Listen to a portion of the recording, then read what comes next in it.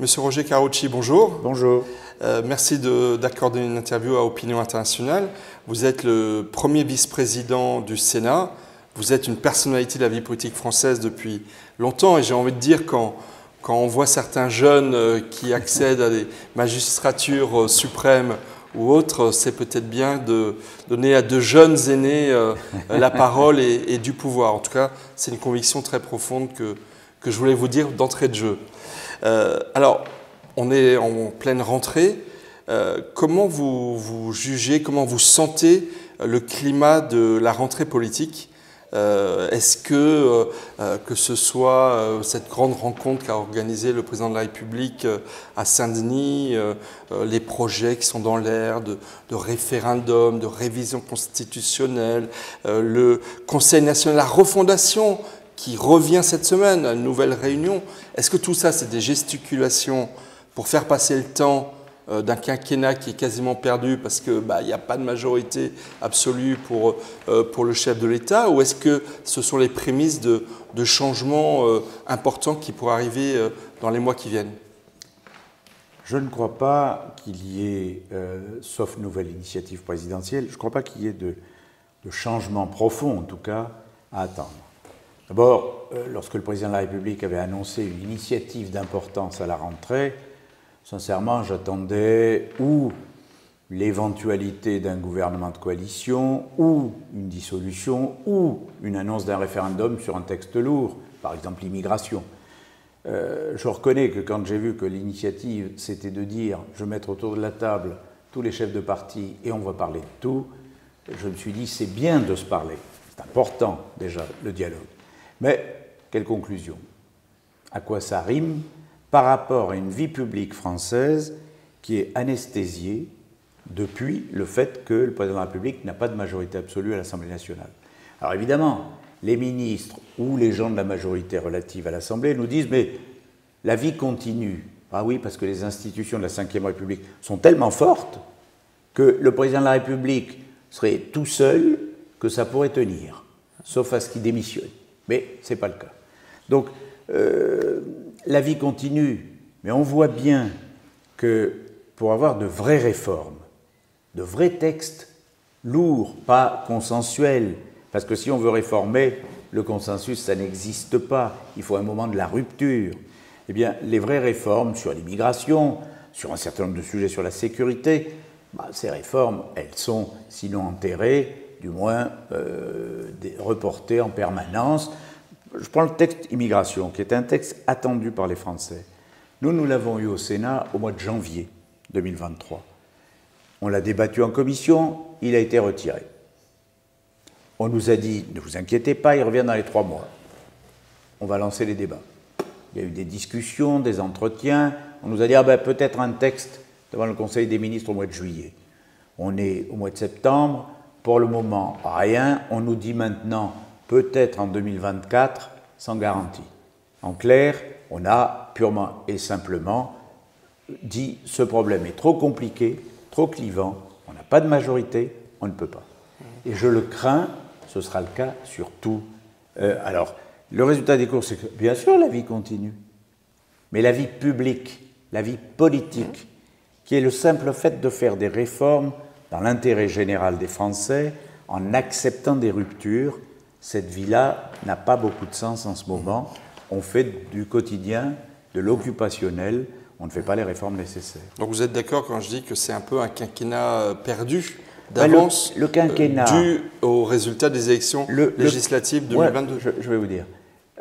En 2008, lorsque j'ai conduit la réforme de la Constitution, souhaitée, voulue par le président Sarkozy, j'avais dit à Nicolas Sarkozy, comme à François Fillon à l'époque, attention, mettre dans la Constitution que le président de la République ne peut pas faire plus de 2 mandats consécutifs, ça veut dire que dès le début du 2e mandat, vous êtes un peu tenu par les nouvelles écuries. Donc là, vous êtes d'accord avec Emmanuel Macron? Oui, sauf que lui n'a pas à le dire dans la mesure où il est le bénéficiaire et où il est là. Mais c'est vrai que dès le début, on n'aurait pas écrit ça, c'était mieux. Mais alors là, déjà le 2e mandat d'un président de la République qui ne peut pas se représenter, et s'il avait une majorité absolue, c'est déjà compliqué.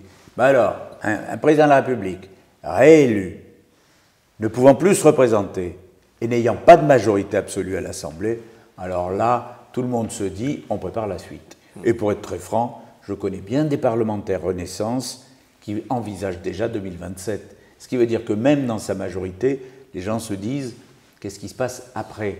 Et ça, c'est dramatique, parce qu'on se dit, attendez, il reste 3 ans et demi.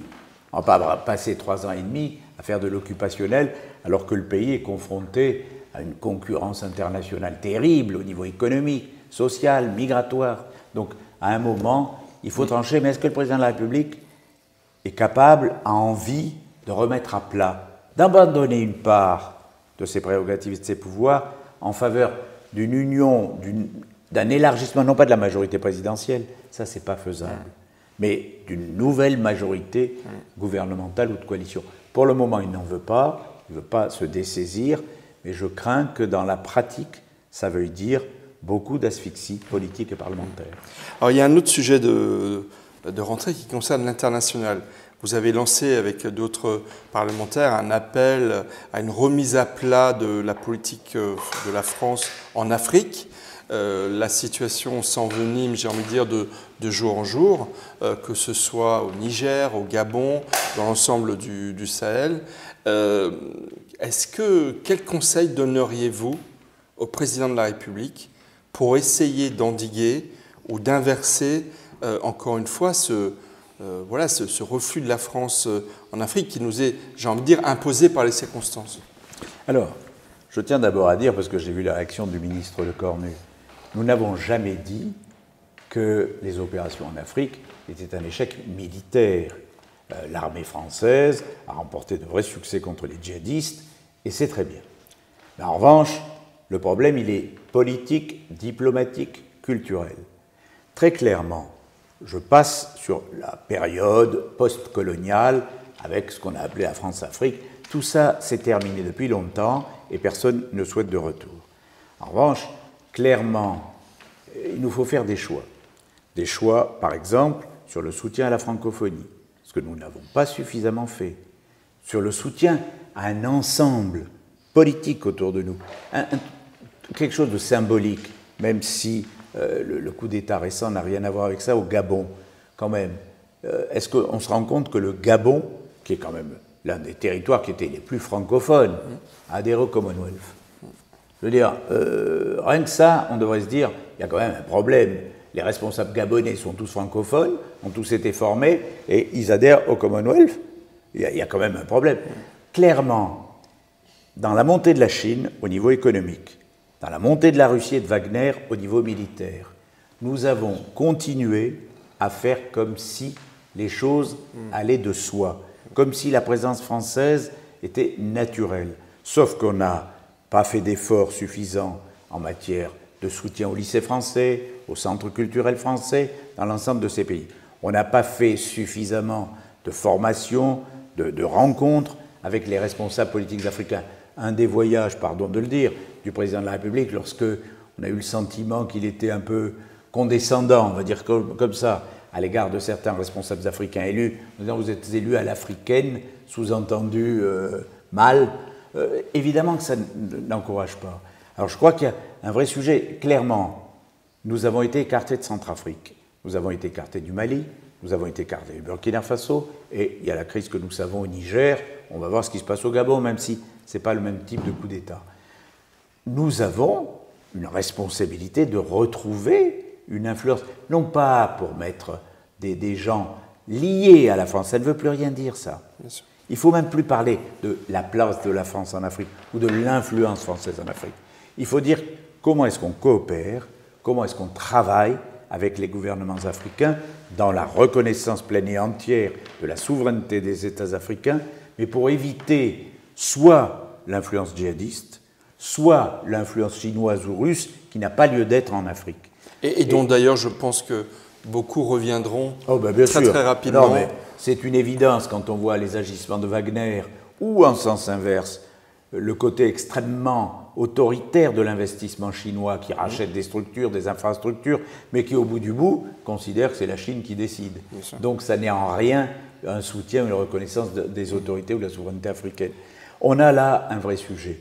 Même chose, quand on dit ça, pour parler de la zone sahélienne, mais en Afrique du Nord, est-ce qu'on va continuer à avoir des relations difficiles, mauvaises en ce moment, avec le Maroc, alors que on a cru un moment pouvoir d'un coup d'un seul arranger une relation avec l'Algérie, et sur le coup, on a un peu refroidi avec le Maroc. Résultat des courses, le Maroc regarde du côté des États-Unis à la reconnaissance de l'autorité marocaine, la souveraineté marocaine sur le Sahara, par l'Allemagne, par l'Espagne, par les États-Unis, mais pas par la France. Donc le Maroc se dit, c'est notre allié naturel, la France, et eux, ils ne nous aident pas. Alors on s'est dit, non, non, nous on ne fait pas ça, parce qu'on veut garder de bonnes relations avec l'Algérie. Mais le résultat, c'est que le président Tebboune va en Chine et dit, moi, mes principaux partenaires, mes amis, c'est dorénavant la Chine et la Russie. Le président Tebboune a reporté à 2 reprises un déplacement qu'il devait faire en France. C'est-à-dire on n'est pas mieux traité par l'Algérie et on est un peu disqualifié par les Marocains. Donc à un moment, il faut savoir qui sont nos amis, comment on le fait et avoir une politique plus cohérente. Je vois d'ailleurs qu'Édouard Philippe, ancien Premier ministre d'Emmanuel Macron, dit lui-même qu'il faut supprimer les accords de 1968 avec l'Algérie sur les mouvements migratoires. Tout le monde en est d'accord. Qu'est-ce qu'on attend? Je veux dire, il faut donner à la fois du réalisme à notre politique africaine et faire des gestes à l'égard de celles et ceux qui souhaitent conserver de bonnes relations avec la France. Aujourd'hui, on a un peu le sentiment que tout le monde est traité pareil et que sur le coup, on n'a plus d'amis privilégiés. Mais quand on n'a pas d'amis privilégiés, on va se faire d'illusions. Ils vont les chercher ailleurs. J'y ajoute souvent, à mon avis, l'erreur stratégique qu'a commise le président de la République, c'est de ne plus organiser des sommets entre chefs d'État français et africains, qui, à mon avis, l'a coupé de la relation directe qu'il est indispensable d'entretenir, plus particulièrement avec les chefs d'État en Afrique. Je suis d'accord, parce qu'en réalité, on a eu un raisonnement à l'envers, c'est-à-dire on a dit, ce qu'il faut, c'est du bilatéral. Les sommets France-Afrique, ça fait trop France-Afrique d'avant.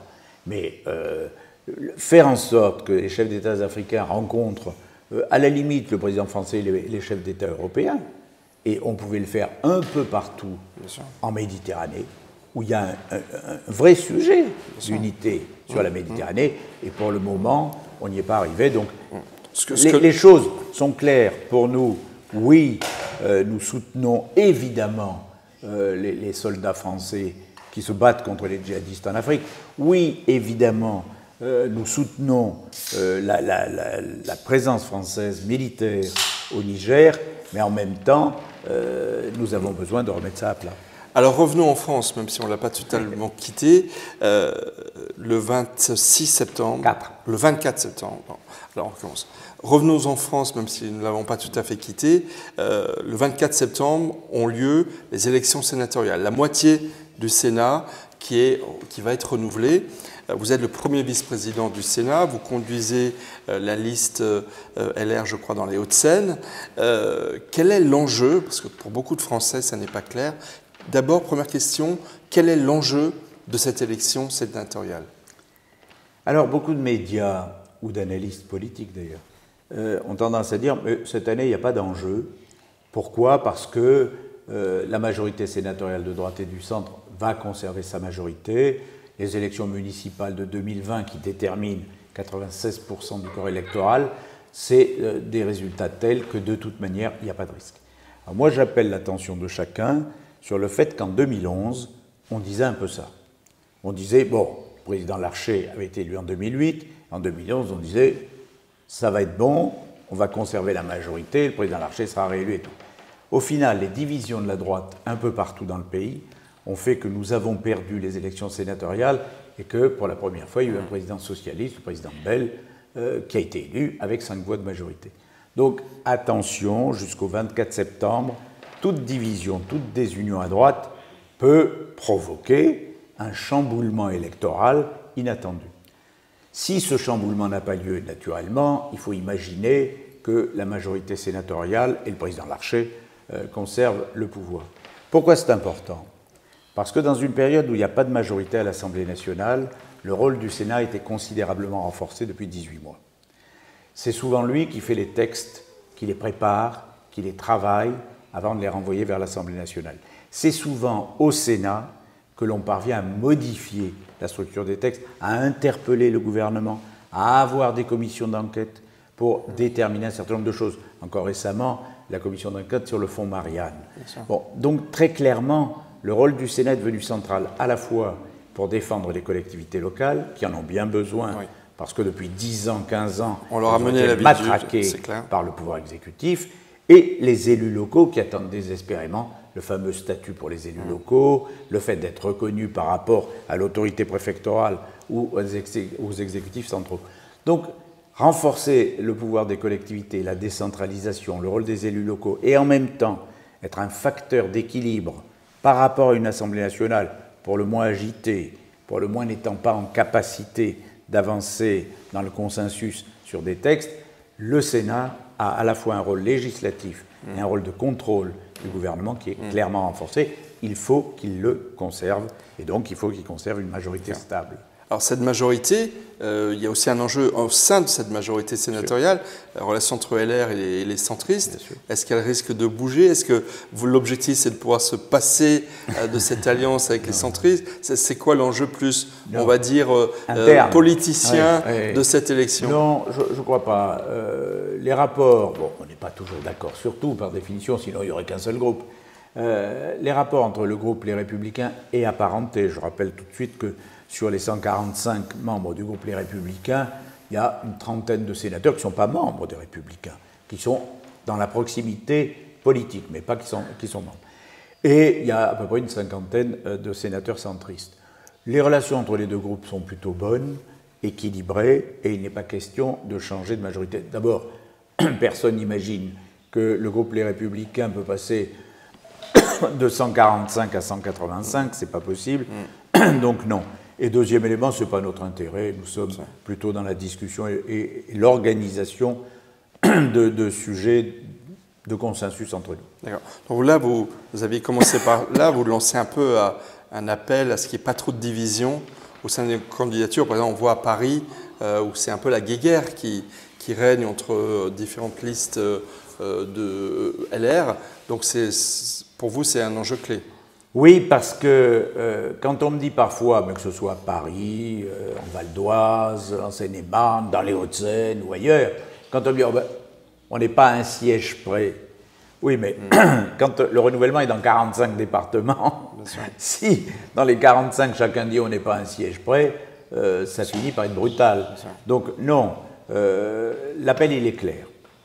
La droite et le centre sont majoritaires parmi les grands électeurs et les élus. La droite et le centre ont une responsabilité éminente sur la poursuite du travail du Sénat tel qu'il est, sur la majorité autour de Gérard Larcher pour faire avancer les choses, pour faire en sorte qu'on ne fasse pas n'importe quoi avec la Constitution, pour équilibrer le déséquilibre qui existe aujourd'hui à l'Assemblée nationale. Donc c'est une responsabilité éminente de tous les élus de droite et du centre. Après, lorsque les élections seront passées, il y aura la discussion avec le pouvoir exécutif, avec le gouvernement, avec le président de la République, pour voir comment on fait en sorte que, quelle que soit la situation, ce quinquennat puisse être utile pour les Français. Il faut qu'on avance sur un meilleur équilibre des finances publiques, sur la décentralisation, sur l'immigration, sur l'insécurité. Il faut qu'on avance. On ne peut pas rester encore 3 ans et demi comme ça. Mais c'est la responsabilité de chacun. Merci, M. Merci Carucci. Merci à vous.